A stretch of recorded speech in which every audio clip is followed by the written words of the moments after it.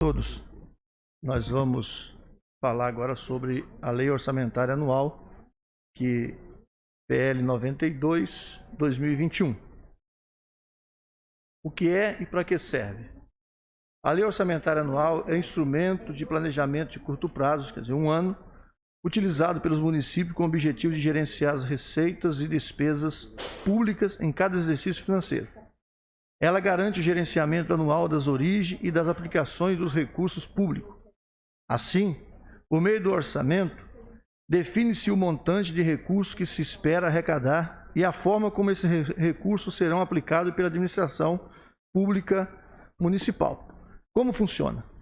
Ela é elaborada com base na diretriz anteriormente apontada pelo Plano Plurianual PPA e pela Lei de Diretriz Orçamentária LDO, ambos definidos pelo Executivo, a partir de discussões com a comunidade. Antes de ser sancionada a lei, a proposta orçamentária é analisada pelos vereadores, que podem apresentar emendas ao projeto de acordo com o critério estabelecido pela LDO. Base legal: Lei Federal número 4.320, 1964. Lei Constitucional Federal número 101, 2000, LRF. LDO e PPA Municipal. Artigo 165, excesso, Constituição Federal 88. Receita estimada 2022. Administração direta, receitas correntes. Impostos, taxas e contribuições de melhoria, 73.922.758,40. Contribuições, 5.440.337,42. Eu queria apenas saber dessas contribuições. Essa é a CIP? É a CIP. Pode só falar para quem não entende, para poder... Tá, a CIP é a contribuição de iluminação pública. Se você olhar na sua conta de energia elétrica, porque a CPFL faz esse serviço para a prefeitura e recebe um percentual, né, um percentual para poder fazer esse serviço. Então, se todo mundo reparar na sua conta de energia elétrica, tem lá a CIP, que é uma contribuição de melhoria de iluminação pública. Isso é repassado da CPFL para a prefeitura e ela tem uma utilização específica. Ela pode ser para pagamento do consumo de iluminação pública, que são os consumos em vias, em praças, toda a iluminação da sua rua, aquele poste que tem na sua casa. Isso a gente paga para a CPFL, né? Então, vai para pagamento desse consumo de iluminação pública, não do que é consumo da prefeitura, por exemplo, do prédio dela, né? Lá do Paço Municipal não pode. É só do que é mesmo iluminação das ruas. Então, vai para isso e também para a questão de manutenção. Então, queimou uma lâmpada lá no poste. Então, é a prefeitura que cuida disso hoje em dia, não é mais a CPFL. Ela contrata uma empresa terceirizada que vai lá e dá essa manutenção na iluminação. Na rede elétrica ainda é CPFL, mas a questão ali do poste de luz, do braço e da lâmpada é de responsabilidade da prefeitura, essa manutenção. Então, é a contribuição de iluminação pública com gasto, né, específico. Ela é para isso, né, para manter a iluminação pública do município em consumo e manutenção. Essa contribuição ela não pode ser utilizada para outro fim que não seja a manutenção e a expansão da rede pública, tá? da iluminação pública. Então ela tem esse fim específico. Tá? Também temos receitas e serviços, 247.306,91. Transferências correntes, 263.439.251,10. Essas transferências correntes, pode explicar por gentileza? Transferências correntes, ela demandam do ICMS, né? A parte que nos cabe, né? O ICMS, o IPVA, o IPI, o Imposto de Renda, né? Que são valores que são repassados, arrecadado pelo governo e ele repassa para o município a parte que cabe ao município. Então essas transferências correntes são relacionadas a esse tipo de tributos. Completando, também está nas transferências correntes todas as transferências obrigatórias para a saúde e para a educação. como o PAB, que é o piso de saúde básico, né, o primário, que hoje chama de saúde primária, ou de média e alta complexidade, que vão para os hospitais e para o centro de especialidade, toda a parte de saúde. O Fundeb, inclusive, quando é repassado, também está em transferências correntes. E tem outras receitas correntes, 5.841.320,91. Receitas de capital, 25 milhões. Deduções do Fundeb, menos 38.464.899. Total, 355.509.459,59. Administração direta do SAI, 29.492.731,17. O total da receita municipal, isso somando, né, isso com o SAI, 385.002.170.171. Percentual constitucional mínimo em aplicação na educação, 25%, Constituição Federal, artigo 202, Constituição Federal. Receita resultante de impostos, 27.812.471. Total mínimo a ser aplicado no ensino, 67.114.182,03. Percentual constitucional mínimo em aplicação na saúde, menos 15%. Receita de imposto vinculado à aplicação na saúde, 38.224.984,76. Despesa com ações e serviços públicos de saúde, total aplicado 64.667.397,59. Despesa por órgãos, total da administração direta, 355.509.439,54. Câmara Municipal, 6.950.000. Administração indireta SAI, 29.492.731,17. Total geral da despesa, 385.002.170,71. O pedido para eventual ajuste no orçamento através de abertura de crédito adicionais suplementares foi incluído nesse projeto, que seria, no caso, 2 milhões, não é isso que está dentro do projeto? Pois não, pode. Reserva de contingência, né? Reserva de contingência. Agora, só destacar...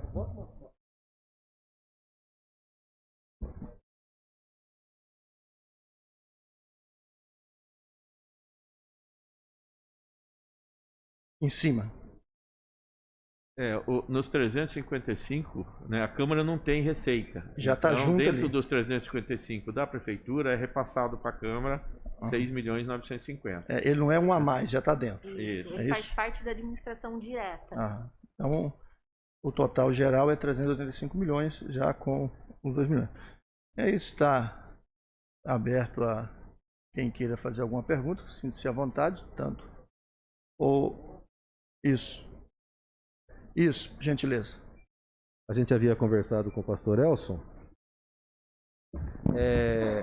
Alguns pontos que nós vimos na exposição de motivos da mensagem do prefeito, ele destacou na elaboração do orçamento aqui um enfoque especial, com mais atenção aí em relação a alguns pontos.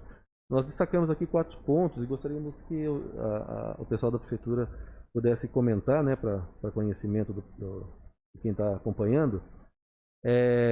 Um dos pontos seria a parte relacionada ao turismo, né, turismo e cultura, né? A justificativa do prefeito é que após 2 anos de isolamento social em decorrência da pandemia, as pessoas estão procurando hoje agora viajando mais, né?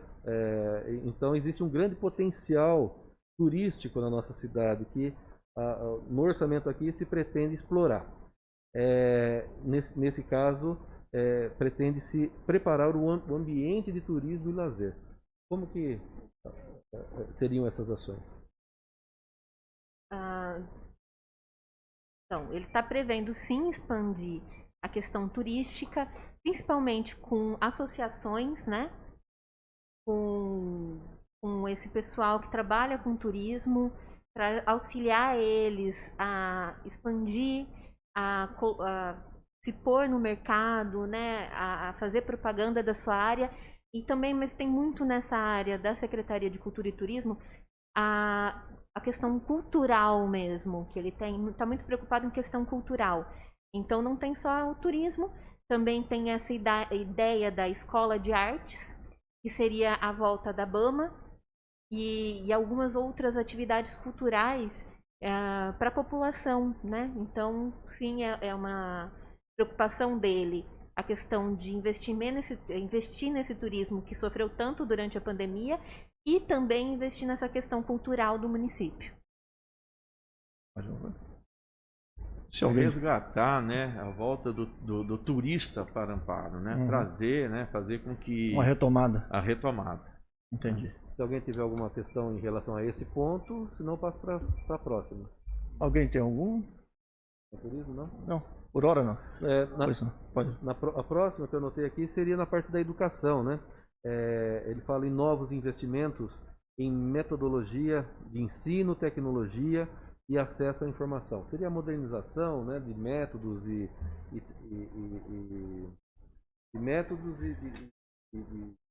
equipamentos, né, tecnológicos. Sim, existe um planejamento aí, né, para que a gente, inclusive a partir do ano que vem, nós vai estar sendo implantado o sistema SESI, né, de ensino. E isso demanda um aumento no custo. Além disso, está sendo elaborado, né, um trabalho de modernização no ensino de Amparo. Nós estamos com todas as salas de aula para o ano que vem, ela deverá ter um retroprojetor, com tela retrátil em todas as salas de aula, além de uma distribuição de equipamento de informática, né, notebook para os professores, para que eles tenham maiores condições de elaborar, né, com maior qualidade a aula para os alunos. Além disso, nós estamos trabalhando também na modernização, né, dos equipamentos, né, na melhoria dos equipamentos para os funcionários da área de educação. Então são investimentos que está sendo feito, né, para a melhoria do ensino em Amparo. E isso tudo demanda um investimento maior. Deixa eu ver alguma pergunta. Ô, João Pedro, esse investimento aí que você falou agora de notebooks, sistema SES e tudo, isso não está previsto para orçamento para o ano que vem ou já está incluso o investimento do que foi aprovado recentemente? Ele é um investimento que nós temos que começar hoje, porque senão eu não consigo implantar ele no ano que vem. Nós tivemos até uma lei que foi aprovada aqui, um projeto de lei que foi aprovado na Câmara, para que a gente consiga fazer essas aquisições, né, essas compras, para que eu consiga implantar isso já a partir do primeiro mês de aula, primeiro dia de aula. Os notebooks até já foram entregues aos professores. Sim. O que eu entendi é que os 25%, na verdade, o dinheiro para a compra dos notebooks, para a compra do sistema de ensino SESI, eles estão inclusos nos 25%, me corrijam se eu estiver errado, nos 25% desse ano, de 2021. O do SESI não, o SESI vai ser começado a implantar ainda não foi. Então, mas ele não está, o SESI, a compra do SESI, então não está inclusa no orçamento, na composição dos 25% para a educação de 2021. Não. O SESI não. Esse é por isso que tem que fazer a estrutura para conseguir começar por o ano que vem. Ah, entendi. Então o SESI fica para o orçamento do ano que vem. Está adquirindo, só que fica licitação às vezes é demorado, então pode ser que alguma questão dessas infraestrutura fique para o ano que vem. Sim. Então está tentando fazer toda essa estrutura ainda esse ano, mas pode ser que fique alguma coisa para o ano que vem. Então é separado, os computadores, o Data Show está dentro do orçamento de 2021 e o SESI 22. É isso? Isso, mas toda essa parte de estrutura ela é contínua, né? Ah, não, sim. Então sempre vai estar renovando. Sim. Obrigada. Mais alguém? Doutor Júlio. Então, o próximo item que nós destacamos seria relacionado à saúde. E o prefeito até justificou que medidas, né, de atenção às sequelas nesse momento pós-pandemia. Vale lembrar, só um parêntese, que quando foi feito esse projeto aqui ainda não se falava na intervenção da Santa Casa, né? Tem mais isso que não está previsto nesse orçamento, né? 2 pontos. Essa questão do investimento nessa parte, a preocupação é que a gente tem visto, né, o que as sequelas deixadas pela pandemia, pela Covid. Nós não temos ainda um estudo de o que isso poderia estar acontecendo em Amparo, né? Nós sabemos que é possível. Então, no plano, né, no orçamento, nós estamos trabalhando com a possibilidade, se houver essas questões, nós estamos trabalhando com escola, com academias de reabilitação, para poder, se houver essa necessidade. Nós queremos ter um orçamento para esse fim, mas que isso não seja realizado, porque nós não queremos que a população esteja com sequelas deixadas pela pandemia, mas é um fato que poderá vir a acontecer. Então, em função disso, é que tem, né, um investimento nessa área, uma previsão nessa área. Tá? A questão da intervenção da Santa Casa, ela aconteceu pós a LOA, pós ao orçamento, a projeção nossa para o orçamento. Então, isso nós vamos estar, inclusive, dependendo, né, trabalhando em conjunto com a Câmara Municipal, dentro das necessidades que o município vai ter para atender a intervenção. Por quê? São coisas que a gente não sabe o tamanho do gasto que nós vamos ter com relação a isso. A gente tem uma previsão, mas essa projeção não está prevista no orçamento, porque o orçamento, quando foi elaborado, nós não tínhamos a questão da intervenção, tá? Então isso daí vai demandar realmente um gasto maior com a saúde, e isso poderá ser talvez algumas alterações dentro do orçamento por causa disso, tá? Mas isso a gente precisa ainda estudar de que forma que vai ser feito. A gente entende o seguinte: quando vocês apresentam a LOA aqui, vocês fazem uma previsão de entrada de dinheiro, de receitas, e tem 2 pontos cruciais, né? Que é a educação, que vocês trabalham na faixa de 25%, e a saúde, vocês trabalham na faixa de 15%. Então, isso que o senhor veio colocar agora, vem de encontro a uma necessidade de relocação desse percentual, porque os 15% aqui, quando fala, está falando assim, percentual constitucional mínimo em aplicação, que seria 15%. Já está mais que o mínimo. Aqui a saúde 15%, né? Não, esse é o mínimo. Esse é o lei. Mas a gente já prevê bem mais que o mínimo. A gente já gasta bem mais que o mínimo. Sim. Não pode gastar menos. Só pode gastar mais. Você não pode aplicar menos do que 15%. Menos do que 15% na saúde e 25% na educação. Isso. Normalmente, ao longo dos anos, isso vem... Esses valores que foram apresentados aqui na LOA provavelmente sejam maiores do que... Isso, é bem maior, maiores, né? Bem Eu estava fazendo a conta aqui, eu vi mesmo que estava um pouquinho maior. Isso. Mas justamente nisso que vocês estão colocando, né? Porque tem despesas decorrentes que vocês sabem que vão acontecer e por causa dessa previsão ter sido feita anterior, vocês já previram um gasto maior, né? É complicado. Eu ia só fazer uma pergunta quanto às porcentagens, aproveitar que o presidente entrou nesse tema. Existe alguma possibilidade, eu não fiz os cálculos para ver se está batendo, mas existe uma possibilidade do município tentar atender os 5%, que é uma orientação para assistência social? Eu sei que não é constitucional como o da educação e o da saúde, mas existe a sugestão, né, no Sistema Único de Assistência Social, que haja investimento de pelo menos 5%. Existe essa possibilidade? Nesse momento não foi cogitada a questão dos 5%, ele não é obrigatório. É uma questão que a assistência social trouxe, mas devido aos gastos que a gente está prevendo, principalmente na área de saúde, na educação com as voltas à aula, em questão do esporte também, que parte dessas sequelas podem ser e precise também da área de esporte, né, de condicionamento físico e tudo mais, e outros gastos pós-pandêmicos, mas principalmente gastos com investimento que o município está precisando muito nesse momento, infelizmente não conseguiu atingir esses 5%, mas é algo sim que se cogita, mas aí a gente tem que, infelizmente, priorizar, porque a gente sabe que nossa despesa é sempre maior que a receita. Então, nesse momento, a gente teve que priorizar, infelizmente, outras questões, mas é algo para se discutir, sim.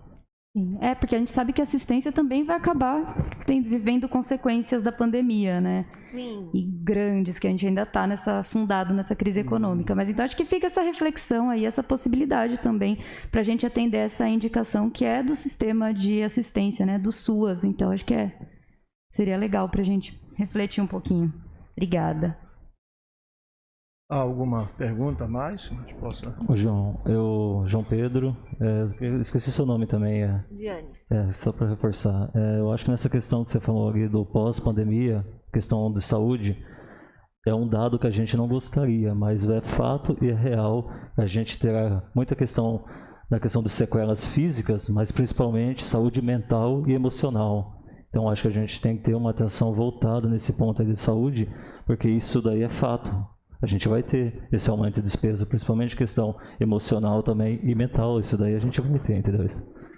Porque as físicas, isso daí vai começar a aparecer muito. Porque ainda a gente está entendendo as sequelas desse vírus. Mas saúde emocional e mental, isso daí é fato. Isso, inclusive, é uma questão, uma preocupação da administração, né, do executivo. Porque a gente sabe que vai ter, eu não sei o tamanho disso, né? Mas que isso vai ocorrer, vai. Eu não posso, por exemplo, quantificar. Mas a gente está trabalhando, né? Está com um investimento, está com um orçamento voltado para alguma coisa nesse sentido.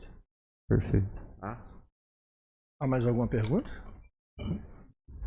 Júlio, tem mais? E o último ponto que nós destacamos aqui, então, seria referente a saneamento e infraestrutura. O prefeito justifica tem medidas para objetivando aumentar reserva e tratamento dos recursos hídricos e investimento em mobilidade urbana. Então, 2 pontos.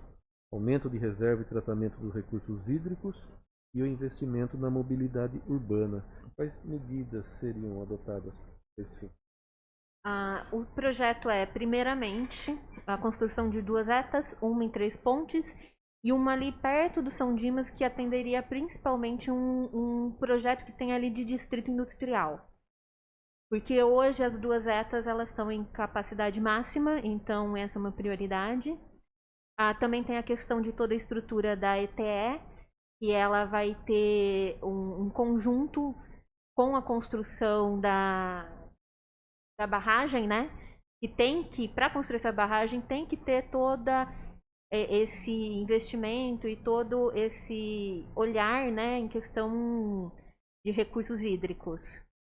Então, acho que seria basicamente isso da perda hídrica. Nós, por exemplo, é uma preocupação muito grande, né, que nós temos uma perda de água tratada, né? 47%, né? Que é muito grande, que existe um trabalho nesse sentido para poder a gente reduzir essa perda e ter assim uma eficiência maior, né? Não ter tanta falta de água no município, porque hoje muita água é perdida, tá? E a gente tem um trabalho voltado para isso. Então todo essa questão que o executivo fala tentando melhorar todas essas qualidades. Tá?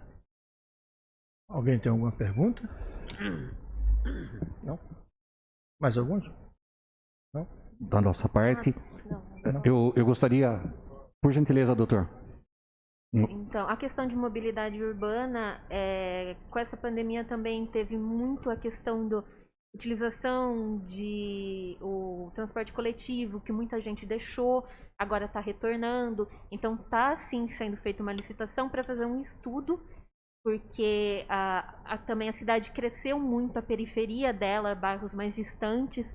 Então, vai ser feito uma licitação para contratar uma empresa para fazer todo esse estudo dessas periferias, quem mais usa, quem são os principais usuários, a quantificar isso para poder posteriormente fazer a licitação de concessão de transporte público.